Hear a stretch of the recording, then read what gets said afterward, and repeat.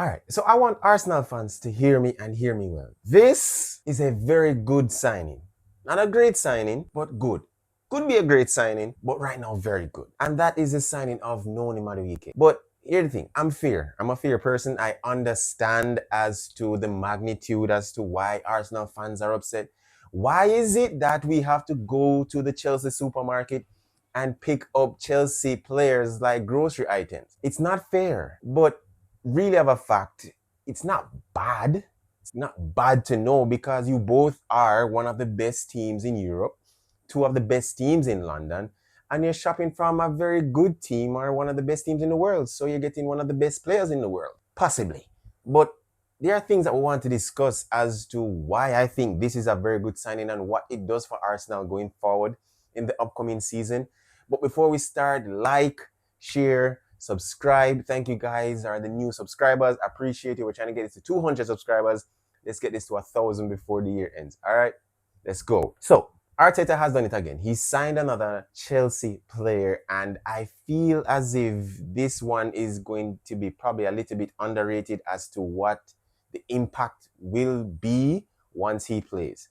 Now, I'm going to draw a comparison and a scenario, so don't hate me in the comments. You can let me know in the comments how you feel about this. But when I see the Madueke signing and how he plays, it reminds me of a Barcelona player that is in the conversation for the Ballon d'Or in Rafinha. No, Rafinha plays on the left side for Barcelona. Lamine Yamal plays on the right side, one of the best talents, if not the best talent right now in the world. And based on how Barcelona plays, they play a very expansive positional football that presses intensely, similar to what Arsenal has in terms of pressing, in terms of impact. And I think with the Madueke signing, it could go like that. No, let's backtrack a little bit.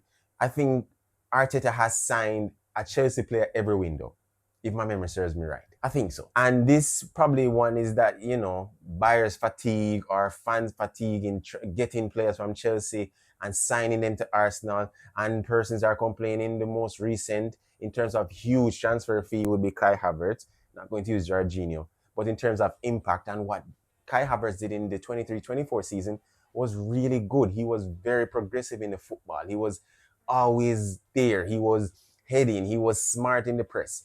But he wasn't really for the forward line. He was supposed to play as kind of that creative eight, but didn't work out as to how Arteta wanted, so he had to change it all up. But I think with this signing in Madueke, it kind of gives a little bit of that unhinged kind of football, which I think is needed because Arsenal has been labeled as robotic or a lesser version of Manchester City, seeing that Arteta comes from the Pep Guardiola tree. But with this sign, it adds quality squad depth that is needed. And I believe with this person's, there has been conversation, there has been discussion on the Discord, on Twitter, broadcasting networks all over the world in saying that he is the substitute or the understudy for Bukayo Saka.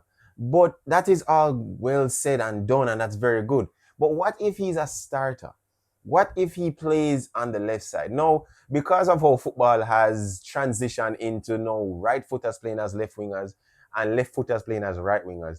But what if you bring a little bit of both in terms of dynamism and traditionalism into it? So having Bukayo Saka on the right, but having Madueke on the left.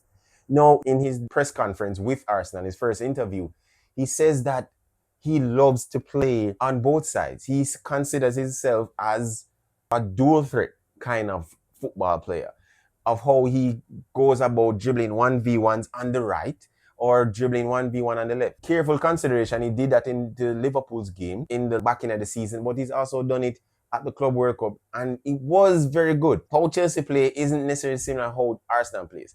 But what I think Mikel Arteta is looking for are players who are not only in terms of chance creations, but I think he doesn't have enough players vertically to hit a long pass like Declan Rice can hit to Bukayo Saka, because of course oppositions are going to lock off the left side or the right side of Arsenal because that's their main threat.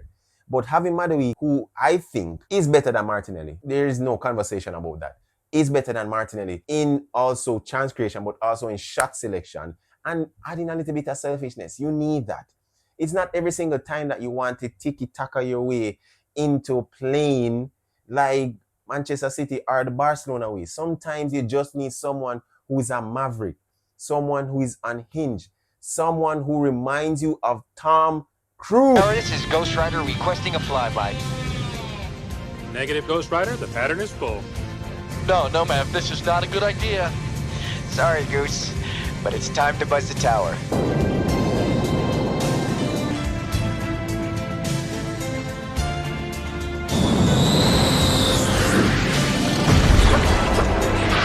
But that's a different conversation entirely. But truly, I think this is one of a very good signing. And I think what Arteta needs is that kind of player who is able to make defenders second guess as to where to position themselves. The second point is that I think Noni Madueke adds more dynamism and unpredictability. Is that a word? Yeah. What I mean by that is Arsenal have been known to be very predictable. They have been known for persons to know where to play, how to play them, where to position themselves on the pitch. One of the biggest things for Arsenal, particularly last season, was that they had issue in breaking down teams that played in a very strong mid block or in a deep block, meaning a lot of persons sit behind the ball as much as they can.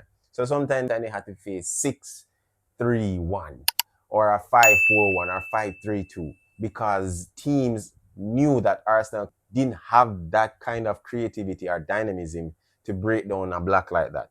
One of the best teams, or two of the best teams in the world to do that, are Manchester City and Liverpool. And i.e. Liverpool won the league, Manchester City won the league 2 years before, or 2 years ago. But I think Mikel Arteta is finding out the hard way that it is hard to win games when you're just leading 1-0. Arsenal had 9 games drawn from winning positions. That is absolutely crazy. Or 13 games from winning positions. So they've dropped at least, 26 points. That's mad. And Mikel Arteta can't afford to do that this season because there is pressure on him to win silverware. Arsenal are hungry and desperate to win something, anything. Carabao Cup, FA Cup, Premier League, or Champions League. They are desperate to win something. So the pressure is on him.